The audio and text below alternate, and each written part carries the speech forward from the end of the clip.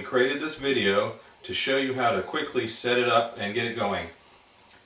A lot of information will be included on the DVD that we'll mail you. It has several hours of troubleshooting tips and tricks on how to work with these old mechanical machines. Most of the time it's just a matter of levers being in the wrong place. But first, you want to stabilize your machine. Either you need to put it in a cabinet, make some kind of cabinet, or you can just take a few boards. These are 1x4s by about 10 inches long. We sell these, they're pre-drilled with holes, but you can make your own. And you just screw it into the bottom of the machine. Right now I've got a different support system here, it's just a temporary thing I use. But you would screw those in the bottom and then that would stabilize your machine. Next you'll want to check, there's a little wire over here. I'll zoom in on that. You want to make sure that's in the shut position.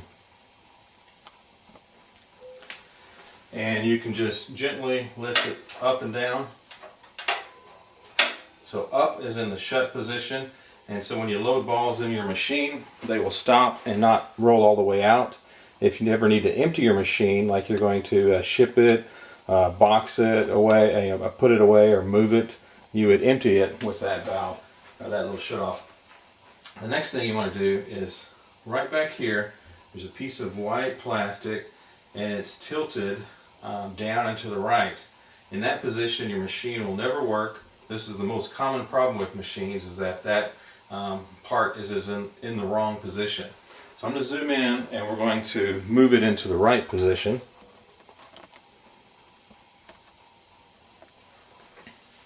You can do it a couple different ways. You can just reach in here and push. Now that's in the correct position. And you can also watch these levers down here because everything is connected. Now it won't, it's kind of locked right now. That's because we don't have any balls in the machine. So I'm just going to pull this lever out of the way. And now you can see it moving up and down. So that's the wrong position. That's the correct position. We're now ready to fill the machine with balls. We're going to put balls up here into the supply tray and they will pour down through, run down this track, down this chute, into this recycler tray. This is a great part about these machines because you rarely have to refill the machines. The balls that you play, if you don't win, they flow into this tray, and those are the balls that eventually roll down these tracks, and that's how you win your jackpots. They're paid from this tray. Newer machines, the balls go all the way down to the bottom and you manually have to take your bucket and reload to the top every time. Here you shouldn't have to do that often. When we pour them in here, you're going to see some, as they fall down, you'll see some levers down here move. That's normal. Once there's enough balls in this tray, they will activate this lever, and if you see up here, and it'll shut off the flow of balls from your supply tray to your recycler tray.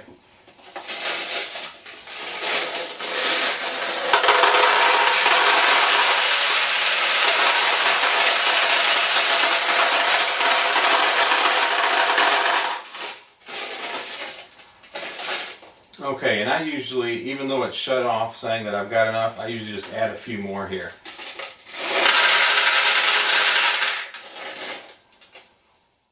Now we'll move down to the back of the flipper assembly and the levers back here. This shouldn't happen in shipment, but if down the road y'all are ever playing and someone reaches back here and they touch these and they get them in the wrong position, I just want to show you, as you pull on the flipper, you can see the mechanics here of these levers working. If you ever have the case, you can have someone pull this and get the plastic on the wrong side of the pin of that little metal there. If the plastic's on the wrong side, it won't work. But you should be okay. Just thought I'd show you that. Now we can connect the battery. I'm just going to temporarily swing it over and have the post touching, but you'll want to snap it on tight. We'll turn the machine around.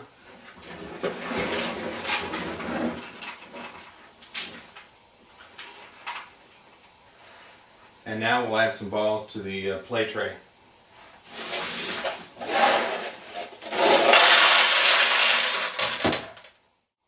Okay, to play your machine, you're going to pull down on the flipper, you're going to pull it all the way down, and then quickly let go. You have to do it quickly in order for it to have enough power to launch the ball onto the play field. Now the first time you load your machine, the first time you do this, it won't actually shoot a ball. It's loading it into the ball loading assembly. So nothing happens. Now we'll do it again. And when we do, hopefully it'll bounce off the rebound and fall into one of these pockets.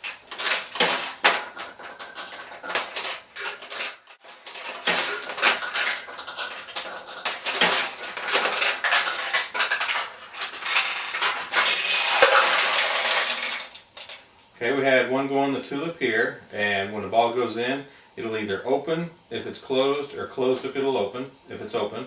And these two lights flash. We also got a payout of about 11 balls for a jackpot. Okay, let's say you have someone come over to your house who doesn't know how to play.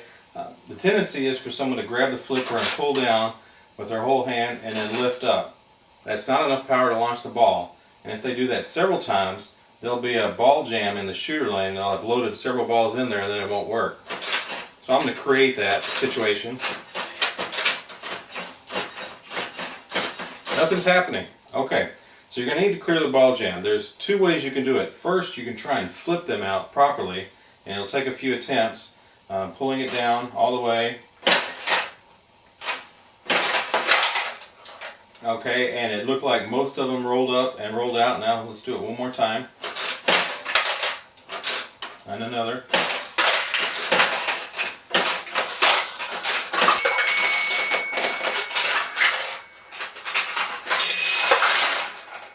Okay, they took about 5 or 6 times, but we finally got the jam out. The other option is you're going to have to open the play tray door and remove the jam manually. Let's take a look at that.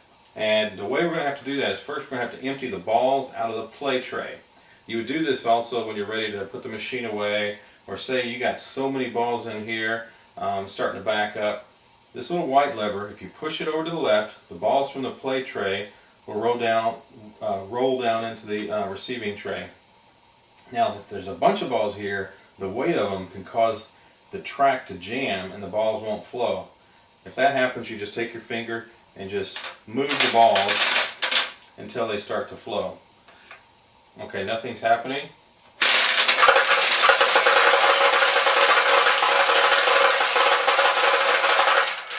And I'll empty out the rest of them and then we'll open the door. There is a wire loop right there, and this loop, if you lift up on it, it will pop open the front door, and a lot of times I'll reach with my hand and I'll grab the chrome and help it open.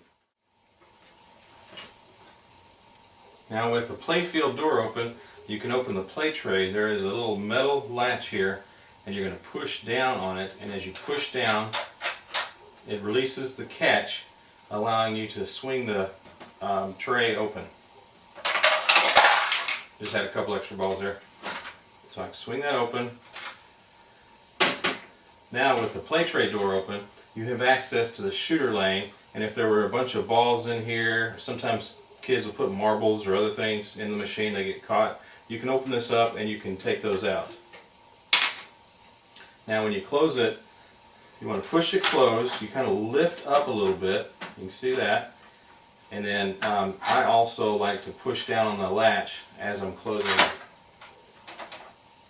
And when you close the playfield door, there's a couple of catches, like right here, and there's one up out of the camera view. And as you push down, they turn in and they lock into here, into this groove. So usually what I do is I take my two hands and I squeeze right where those latches are, and it locks them in place. Now as you're playing, whenever that tray in the middle and the back runs low on balls, it'll refill from the top. And I just want to create that so you can hear what it sounds like so that you know it's normal. So I'm going to do that just by dropping some balls into some of these jackpot pockets.